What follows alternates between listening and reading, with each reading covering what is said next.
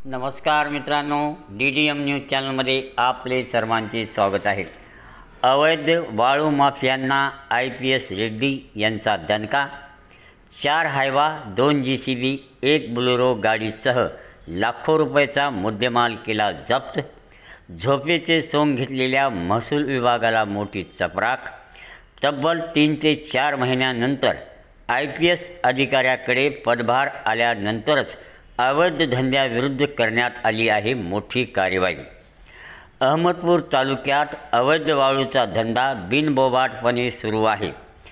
या अवैध वाळू माफियांना रोख लावण्यासाठी महसूल विभागाने पुरेसे प्रयत्न करायला हवेत, किंबहुना महसूल विभागाने या अवैध वाळू माफियासोबत अर्थपूर्ण बोलणी करून त्यांना खुली सूट दिल्याची चर्चा नागरिकांमधून ऐकायला मिळत असताना गेल्या 3-4 महिन्यानंतर या वाळू माफियावर पहिल्यांदाच IPS असलेले चंद्रकांत B रेड्डी या अधिकाऱ्याच्या नेतृत्वाखाली राळगा येथील वाळू डेपोवरून जिथे अवैध वाळूचा साठा वाळू माफियांनी केला आहे त्या ठिकाणावरून 2 JCB, 4 हायवा, 1 बुलेरो असा मुद्देमाल IPS चंद्रकांत B रेड्डी यांच्या नेतृत्वाखालील पथकाने जप्त करून अहमदपूर पोलीस स्टेशनमध्ये आणून लावला आहे।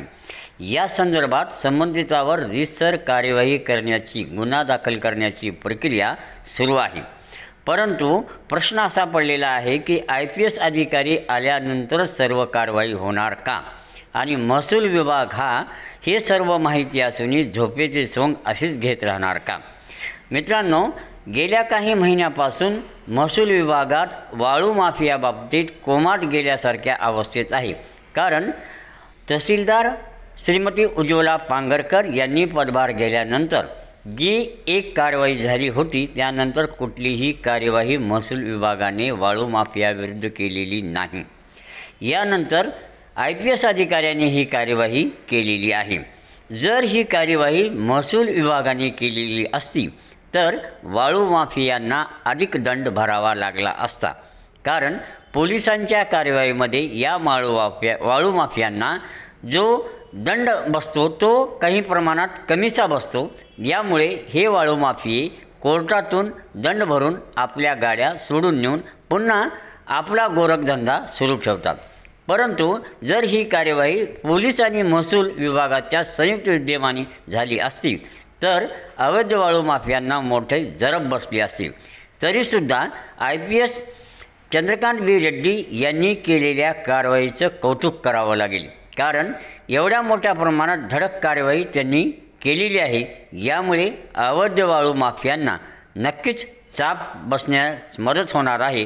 परंतु त्याला मोलाची साथ महसूल विभागाची हवी आहे। पण महसूल विभाग जर अर्थपूर्ण बोलणी करून झोपेचं सोंग घेत असेल तर अशा IPS अधिकाऱ्याकडे पदभार आल्यानंतर त्यांना अशी सनसनीत चपराक बसून जागे करावंच लागणार आहे।